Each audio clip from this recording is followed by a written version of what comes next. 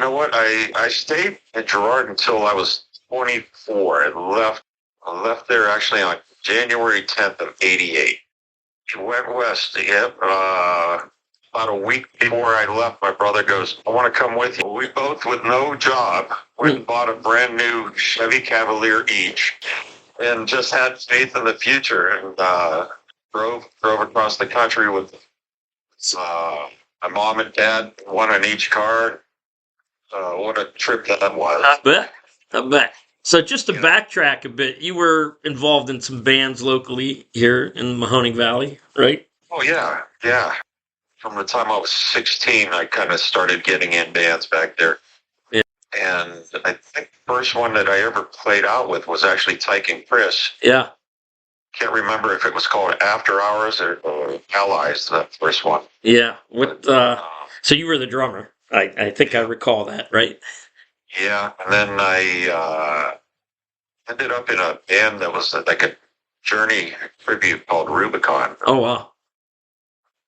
And that was fun. And for some reason, I was the bass player in that. Okay. So you obviously had learned some music skill before you left town. Yeah, you know what? I was self-taught on all this stuff. I just had a strong love for music. Well, yeah. What were your influences?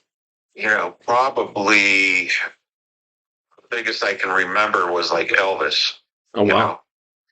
And dude, honestly, and you don't have to write this in there, but no. I used to like kind of work my way under the dining room table and look at the wall because that's where the little stereo we had was. Uh-huh. I had between the speakers play Elvis.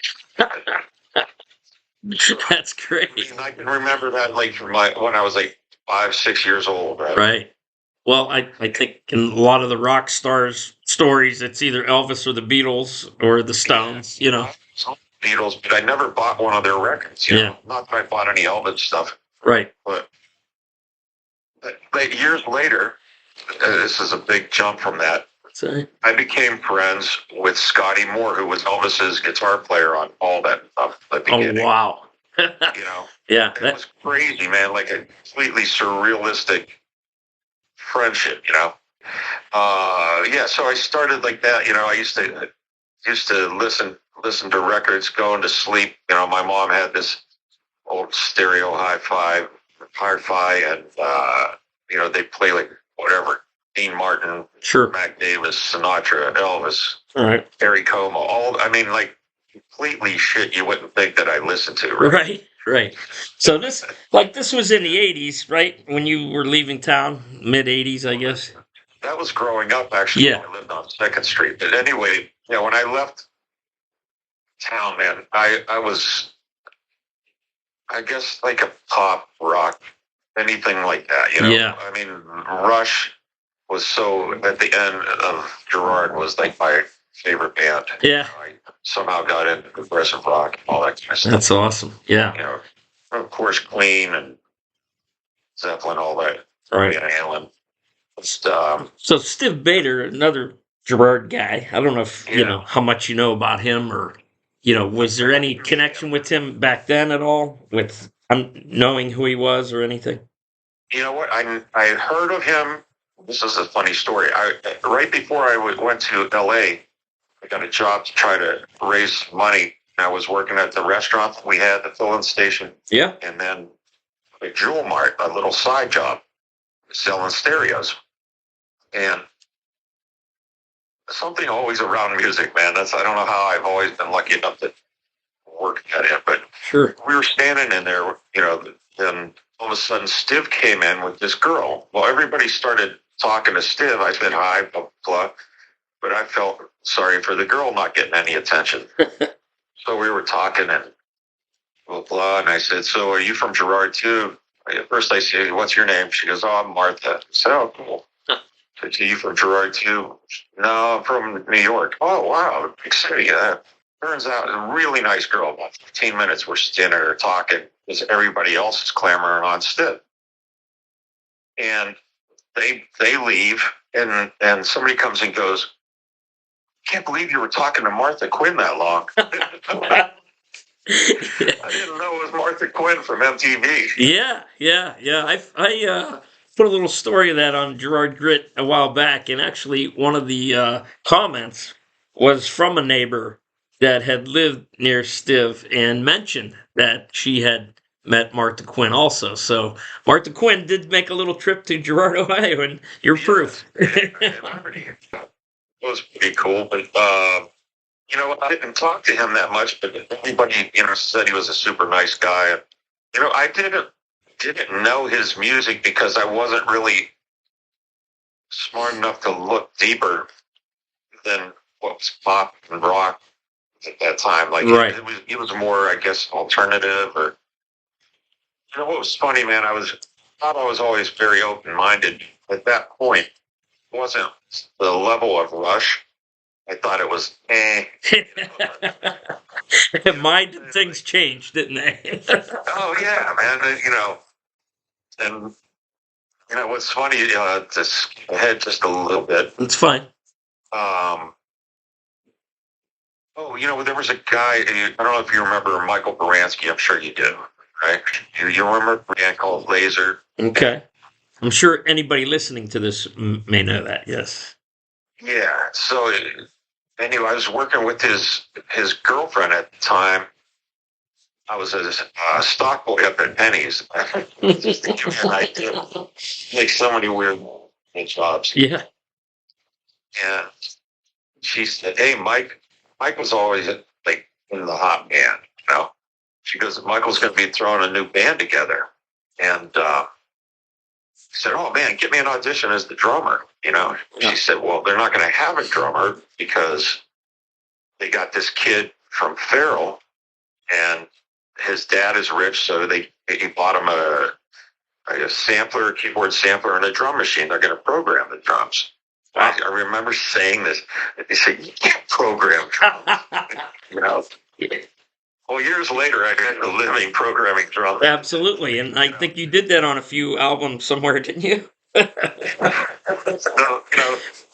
Don't know, man. What I learned and some of the stuff that I worked on, the stuff you hate typically is because you don't know what it is. Right. So let's get out to the West Coast there, and then what was your goal? Just find something in music, or what was the plan? I had one main goal: to work on music that people loved around the world. I didn't know what that music was. I didn't care if it was polkas. Yeah. Oh, that's loved around the world too. I didn't care. I just wanted to work on music. And funny enough, I fell into a studio actually because of 3 people from Girard, Ohio. My parents came out to visit about 3 months after I was there. And they go, "Well, who do we know in California?" And they said, Twig Rolls is here. You remember Kirk Rolls? Yes. Yes. Rest in peace. Uncle. Yeah. His name, I think, James Twig Rolls. His nickname was Twig. They said, "Let's call him up." And he lived up in Burbank at the time. He came down to Long Beach and met us, and they were talking. He goes, "Man, I don't know anybody in the studio business. My son, Forrest, runs a audio company for live audio. Why don't you go up and see him in Hollywood?" So that meeting, wow. I went up and met his son. His son goes, "Man, I don't know. We're not really hiring anybody here, but the lady that was married to my owner, they just got a divorce, and he had to give her the studio. I'm wiring up the studio. Why don't you go over there and see if they need anything?" Right. So, dude, Twig Rolls coming down there to see my mom and dad. Right. I went to him, went to this studio and said, "Hey, I'm offering free time. I just, Forrest sent me over. Can I just come up? I'm going to school for recording. Can I just come up and hang out, help any way that you need me, and learn what it's like to be in a studio?" And the owner was a German lady, and she told the manager, Yeah, mission. I think he might be Midget. I'm like, what the hell? What did he say? So it's translated as I think. Go ahead, Mike. Let him come up. I think it might be worth it. Gotcha. Okay. Right.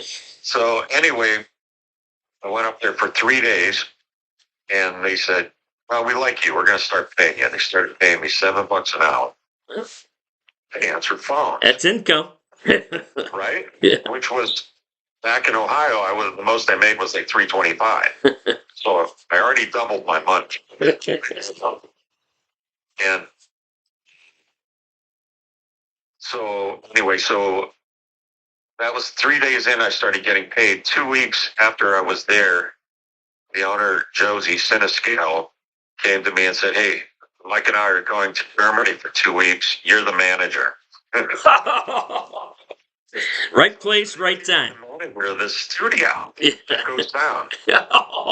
Well, that turned out to be quite the deal, huh? I'm like, what the hell?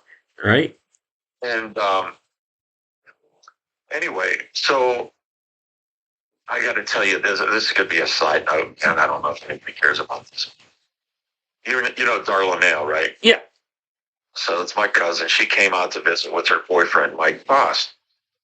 We ended up getting drunk. Now, I had a job prior to them being this place called Paulie's Pies as an assistant manager, because worked at this restaurant back in Ohio, right? Right. So I'm like, at least I can do that.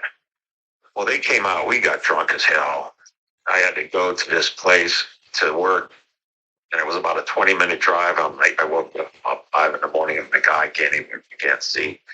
And Darla goes, "Just quit." 2 months in, got a brand new car. I quit my job. My cousin tells me I just quit. It's a life decision. Well, when you're 24, 25 at the time. Long story short, that studio ended up becoming kind of known and a little bit legendary as a hip hop studio.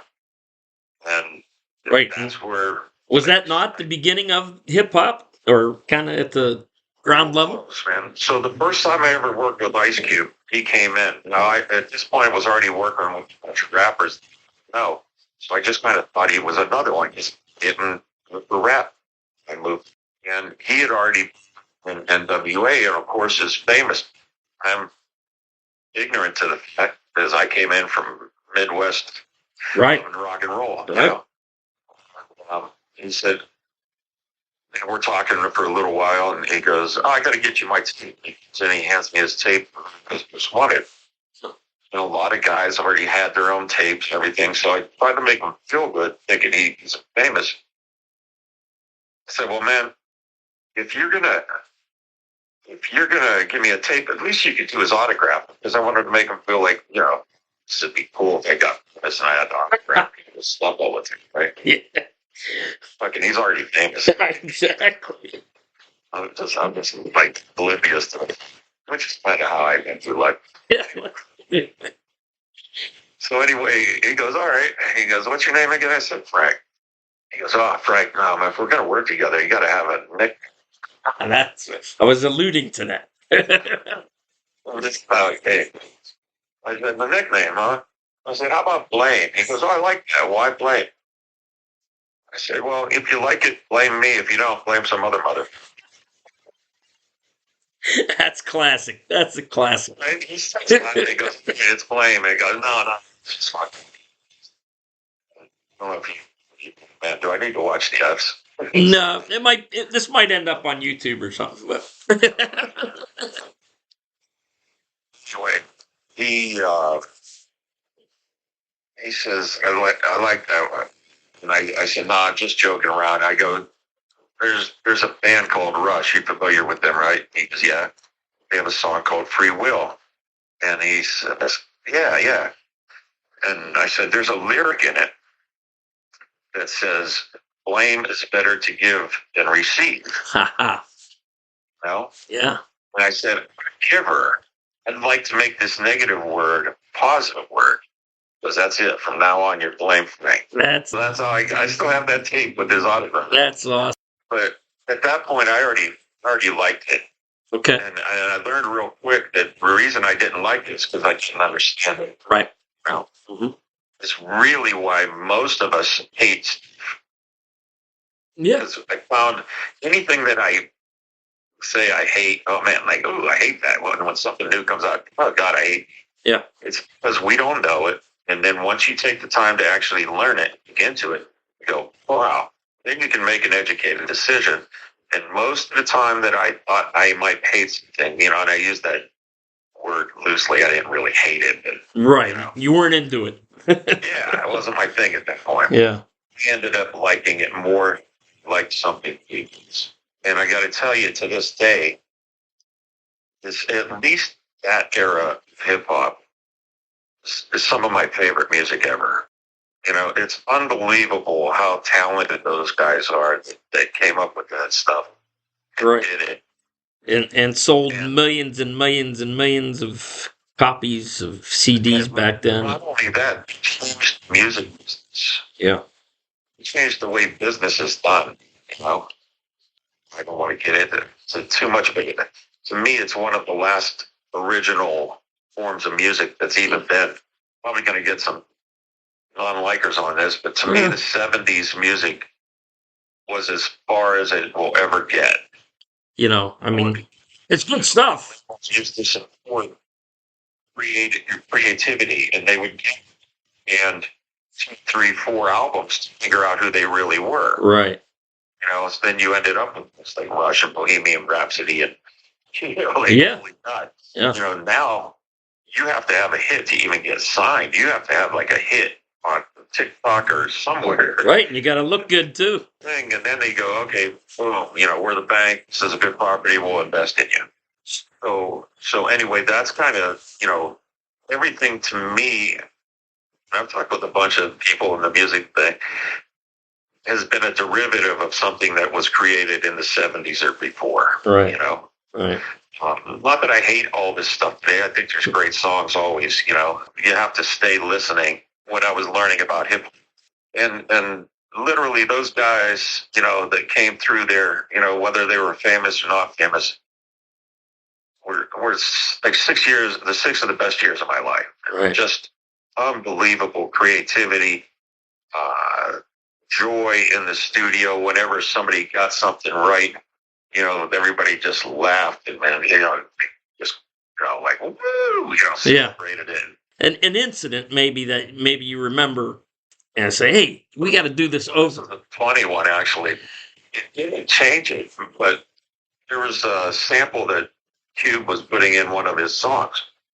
I said, hey, man, and I didn't want to say it because he was already big at this point. Yeah. Said, but that's out of tune with the other thing, He said, what? I said, that's out of tune. I don't know why, I just had a good ear for that. And he just kind of looked down at me. Hit the buttons. I'm like, I creating the music. Right. Well, you stood your ground for brief moments, right? I thought, hey, man, you're missing that. It was far above anything, because I wasn't the guy creating that. Right. It was kind of like abstract art a lot of times. Some of it sounded very musical. Other times it was just like, we'd have like 48 tracks of music that kind of worked together, Right.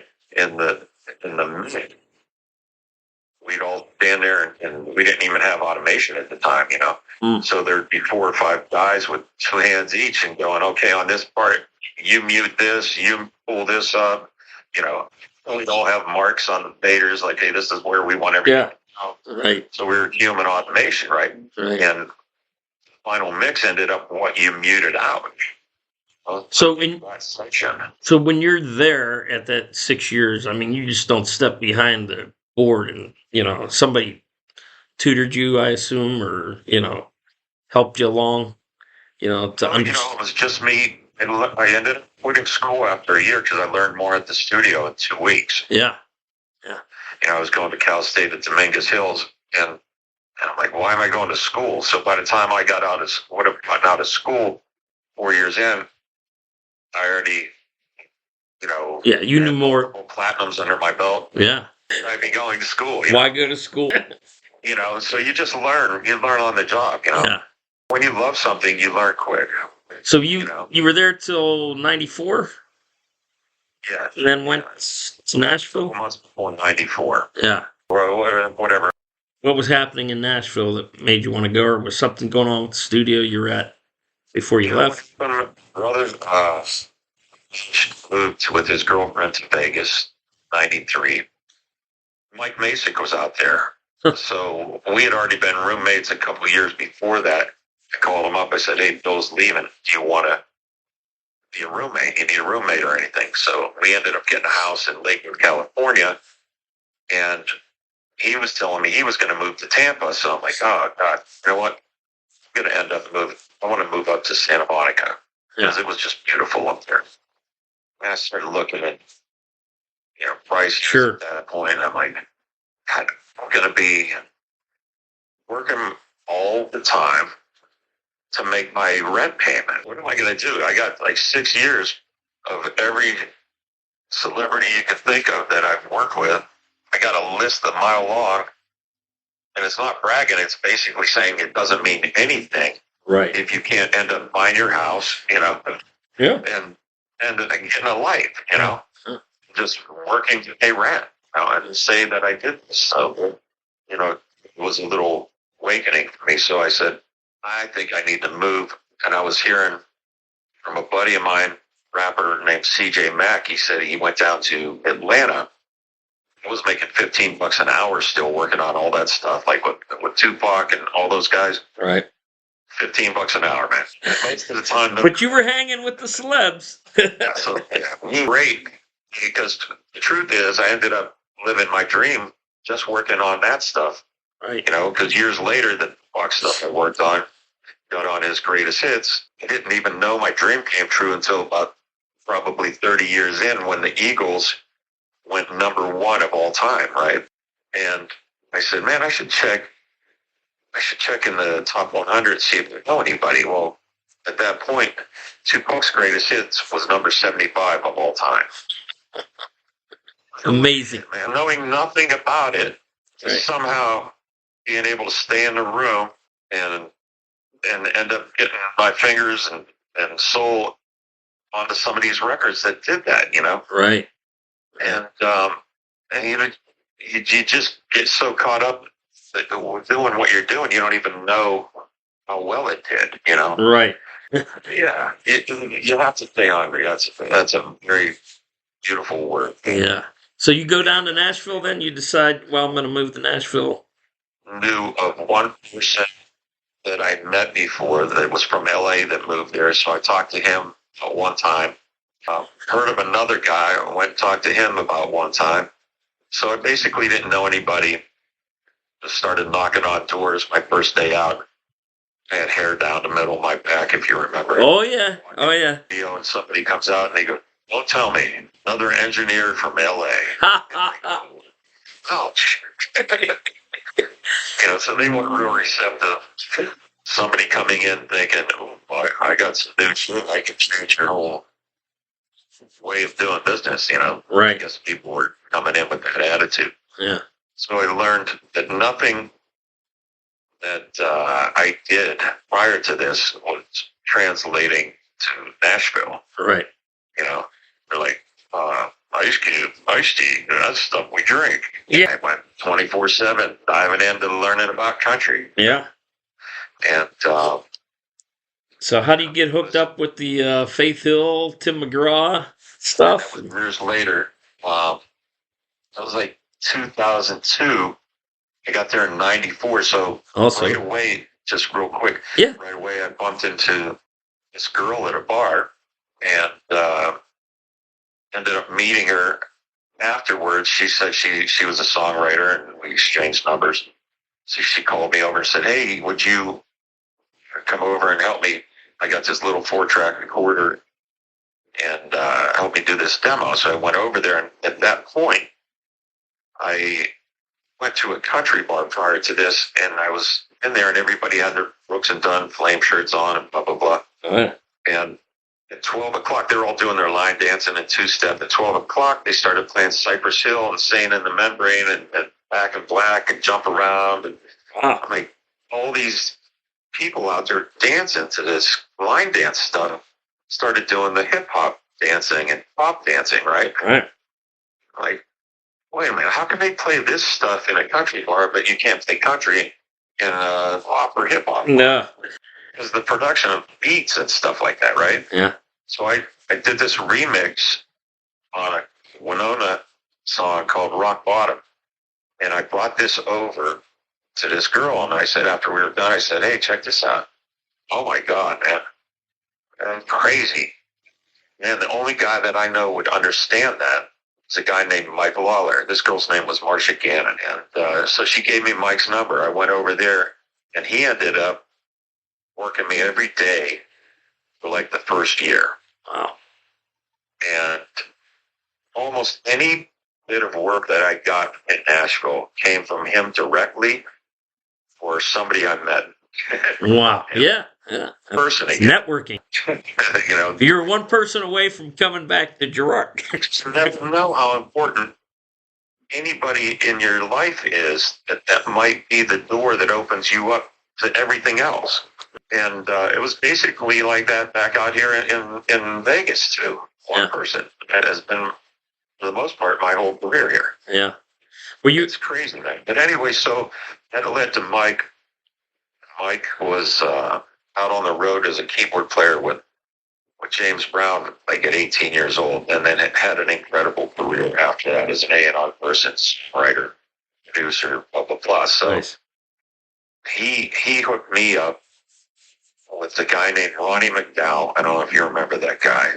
He was a country artist that sounded like Elvis. And I'd worked with him, and he brought his son over to Mike's in 94. He was 4 years old at that point.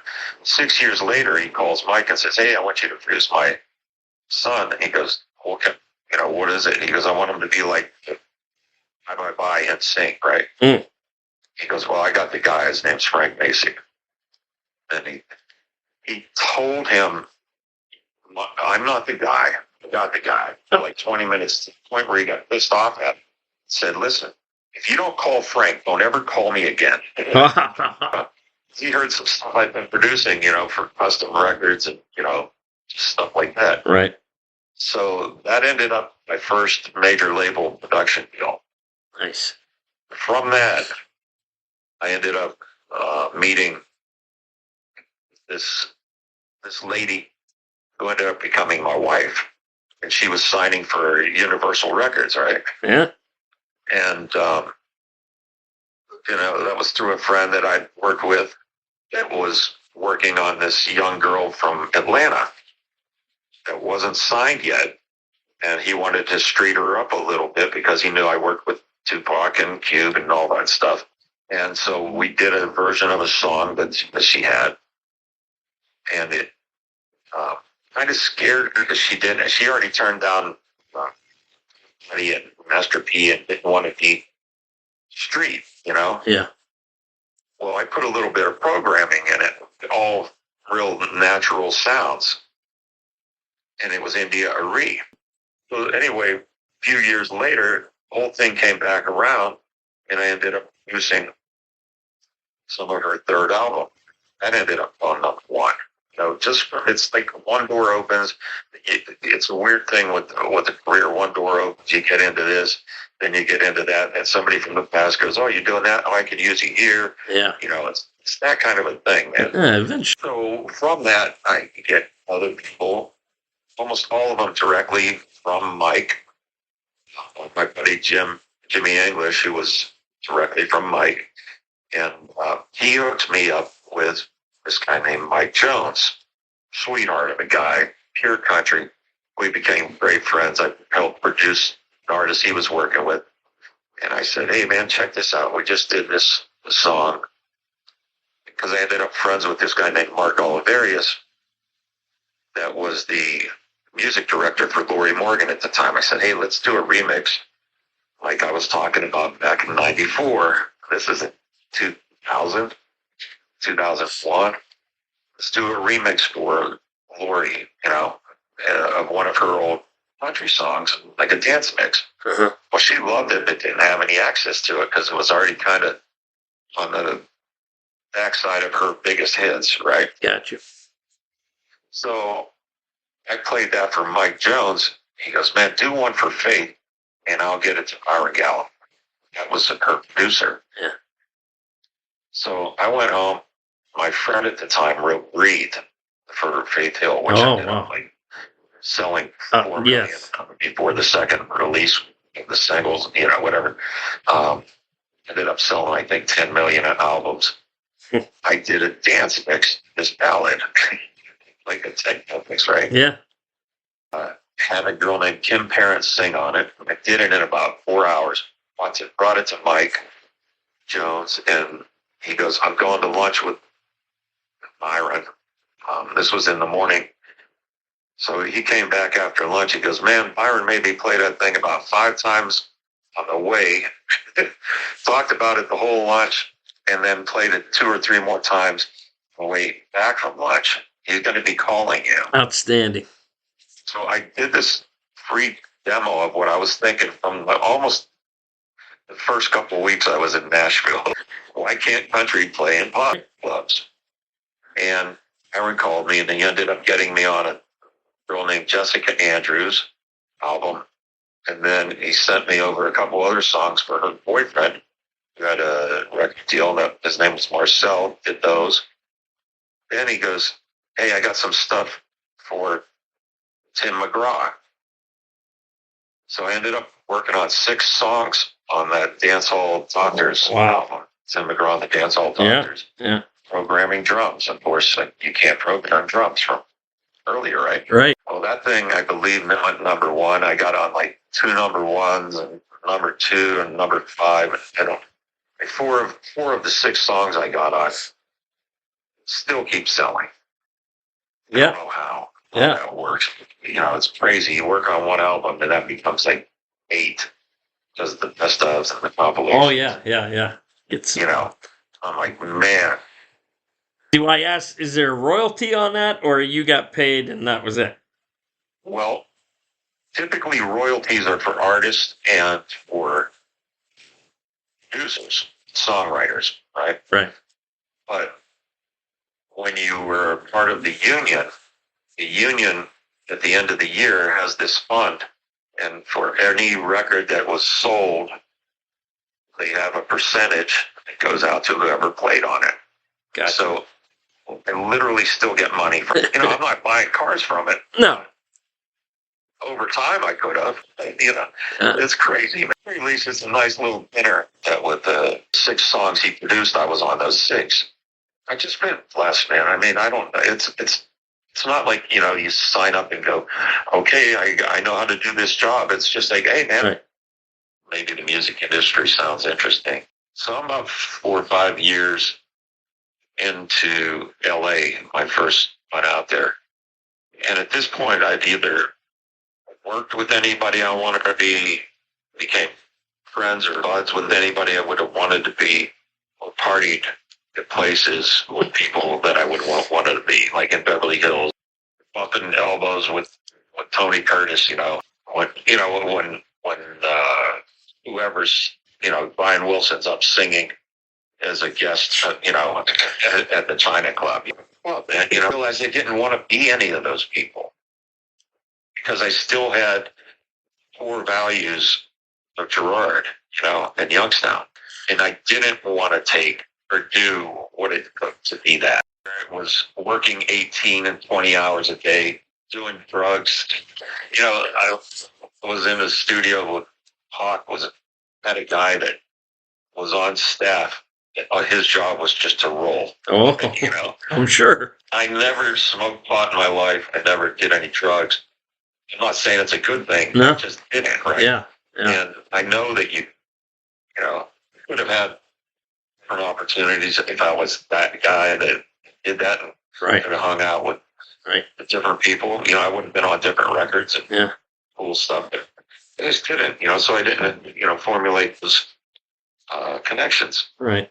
Yeah, the Youngstown, just Midwest for, the honesty, integrity. My dad was like, I don't care if you accept gig for $1 for a year. If you accept it, you give your all. That's fantastic. If it's $1 million or $1, you give your all. So that's what I went out there with. I think I had like $800 when I left Girard, and I had a car payment. Prospect, nothing. I just was, I remember like looking back, oh my God, you had to be so brave. I didn't think brave was in the equation. It was just naivety. Like, well, I want to do something. Well, that's where they do it. And they're like, oh man, they got California girls out there. I want to go to New York. I like New York, but it was cold. I already did cold. Nashville, I wasn't a big country fan. I was raised a lot on country because my mom loved it. Yeah. And I didn't want to go to Nashville at that point. Right. So I'm like, California Girls just came out with David Lee Roth. We just produced that, co-produced it, the India.Arie album. So I worked on some of the biggest artists in Nashville. I produced an R&B album that was fortunate enough to get #1, Yeah. Like, how the hell does that happen? Had a single off of that with Heart of the Matter, which was a cover of Von Henley's song. Yeah, yeah. That getting into the Sex and the City movie, that was a #1 album, #1 movie. I just try to trip it up. I was always of the belief, like, why do a cover of something if it was a guy song and it was a fast song? Why have a guy do it? Trip it up and make it a slow song and have a girl do it, or do something different with it. So that's what I just kind of stripped that down to the bones. Yeah, that is a great version. I have listened to that. That's awesome. Oh man, I appreciate you listening to it. Oh, absolutely. So that I was just always like, man, let's do something different. Somebody already did that. We don't need to build that house again. Leaving Nashville, going down to Florida, maybe. I ended up getting a divorce, and I was at a point where I didn't have to work, didn't want to work. It was burnout, Yeah. And 2007 to 43. Yeah. Okay. So, again, I was fortunate. I didn't need to work. Didn't want to work. I was burnt out. My brother lived in Florida, in Tampa. I had a house somewhat close to the water in Gulfport, Florida, City Beach area. Screw it. I'm going to retire. Wow. Yeah. Worst case scenario, I'll become an alcoholic bartender on the beach land. Alcoholic at work, at least. Yeah. Well, that's good and bad, I guess. I was just like, I was not having to do anything. Through that, my brother's boys, Casey and Riley, I think you know my brother Bill, right? Billy Macek, yep. A couple years younger than you, Billy? Yeah, 5 years younger. 5, okay, yeah. He had sons that were 10 and 9, and they wanted to be in the band. So I moved down there. I started teaching them how to write, play, and ended up producing a record on them that we finished the 2 years I was down in Florida. They were 11 and 13 by the time I was finished, and I ended up getting the bug to work again. And it was this rock record. So I moved out to L.A., like, I only go back to L.A., and Bill moved back to Vegas. Well, they released a single here in Vegas on the comp radio station, the rock radio station, KOMP, and they had a local show. Well, that song that they released went #6 most requested. Nice. Over Imagine Dragons and Otherwise, one of which got signed that year to major labels. These little bastards or something. At 11 and 13? Yeah. So anyway, man, they ended up, I was working with them. I got back into I want to work. And I did 2 years in L.A. Well, Bill moved back to Vegas. I was coming here all the time. And I'm like, man, they're giving houses away out here in Vegas. So I ended up just coming here. Still, you couldn't buy a house in L.A. It was just, I think anything you'd want to live in right now is about $2,000 a square foot out there. Wow. Yeah, wow. Yeah, it's, no matter how well you do, you don't want to just like, well, here's everything for like a 2-bedroom house. Yeah, I get it. Yeah. Yeah. But you got a lot of those records on your wall there in Vegas. I've seen you get some plaques and platinum albums and yeah, it's sobering and humbling to know that I was, and I feel like a completely different person than the guy that worked on that. I was just a kid, 62 now, man. I don't know how that happened. But you did it. Yeah, and literally, like, if anybody's actually listening to this, I'm proof you can go do whatever you want to do, man. Just go do it. Have that hunger. When I left Girard, all I had was hunger and my personality. That's it. Yeah. It's kind of still all I have. And I got some money and a little experience now, but with just those two things, go do it, man. You can do it. If you have the drive, Yes. Got to stick to it. Yep. So anyway, that's and I'm out here and just little retirement kind of gigs and just. Do you have your own studio now, or what? Pardon me? Do you have your own studio that you still tinker with? I have my own. It's a home studio. Today, gear has gotten so good that anybody can have a studio that's probably better than what we cut all those records on. Yeah. Yeah. How about that perspective over the last 35 years or so of what you worked on and what can happen now? Calling this at all the AI music. I was just going to bring that up. That's like it changed the game again. That's like, if you remember the Pony Express being the way we used to get delivered. Yeah. Well, I don't remember that, but you're bad, Mike. And then all of a sudden it became the regular mail and then emails and texting. And else, right? Yeah, this AI stuff is a bit scary. It can be entertaining, obviously, but you don't know what's real and what's not anymore. Especially, when AI can write a whole song for you with the music and everything. Yeah. Well, you mentioned those records, man. So when I got out here, there were a couple guys that were doing really well in town here, walking around saying, "Oh, I worked on this. I was a part of this." And I'm happy for anybody that somehow slips through and makes their mark, right? But there was kind of an arrogance about it. And people were just like, for lack of a better word, kissing up to them, right? Right. Like, oh my God, they're so accomplished, I'm thinking, why are these people? I said, man, I've done more than that. I know I did. When you're working on it, like I said earlier, you don't really know what you've done. So it got to the point where you're like, what have I done? So I start researching it. Well, like I said, with age comes perspective, and looking back. I never thought about that stuff because, especially in Nashville, everybody that I worked with had 100 times more. Mm-hmm. So it wasn't the type of thing where you pat yourself on the back.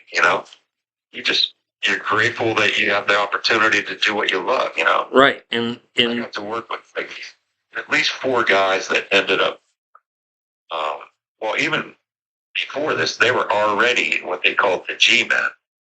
Garth Brooks had, on his first session, basically the same band play on every one of his recordings. Wow. And 4 of these guys would come to my house in Nashville, my little home studio, and cut demos for whoever was needing demos. That's amazing. The nicest guys in the world. You'd never even know they were a musician, but they didn't talk about it. Except for you knew they were because they were sitting there playing it, Right. So nobody talked about what they did, Just the Garth guys are on over 100 million albums. Wow. So why would I, if it did nothing to that level, look into what I've done? Right. You know what I mean? Yeah. When you get in this other city and everybody's kissing ass to somebody that did 2 things. I said, for my own self, I'm going to just take a look. Right. Dang, man, this stuff did really well. And wow, now there's best of stuff that they said would never even last.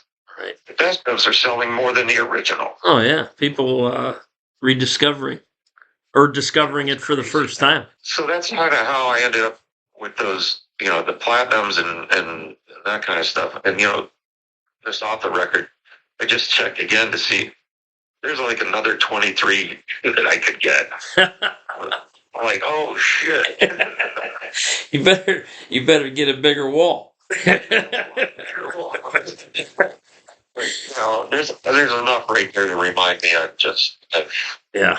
lived the dream, and I'm just a fortunate guy, man. My dream was to, back in the day, basically record stuff, that music that was around the world. Well, since one came true, I'm like, okay, what's my new dream? I said, when I die, I want to be known as a great writer, of music, and have them go, he engineered too. As a secondary. That's what I'm working on right now. Oh, that's fantastic. Yeah. There's an old country artist that was had a huge record back in '97 that's become a friend of mine. His name is Michael Peterson. He lives out here, and he's kind of having a little resurgence. So we probably have about 20 to 30 songs we've written and writing. It's a lot more. Plus, just Alex Milne. Yeah. Yeah, and a guy named Frank DiCenzo, and over him. Yes. Just buds of mine, different people. Hey man, I want to write, blah blah blah. So, whenever I have time, I'll kind of go write with whatever they got. Nice. Back home, and just whoever, man. That's cool. I learned a long time ago. You never know where the gold is going to come from. You know, right. It's not like you have to be like someone in the music industry for somebody to write with. Like everybody's got that spark, man. You just never know. Well, I'm glad you believe that there's songs still to be written. That's awesome. Yeah. So I try to write with anybody and everybody that I bump into or care for. Or, that's my new love, and that's good. I'm glad to hear it. You're not doing needlepoint or anything. It's the weird thing as you get older and you got it. So hey, I appreciate the time.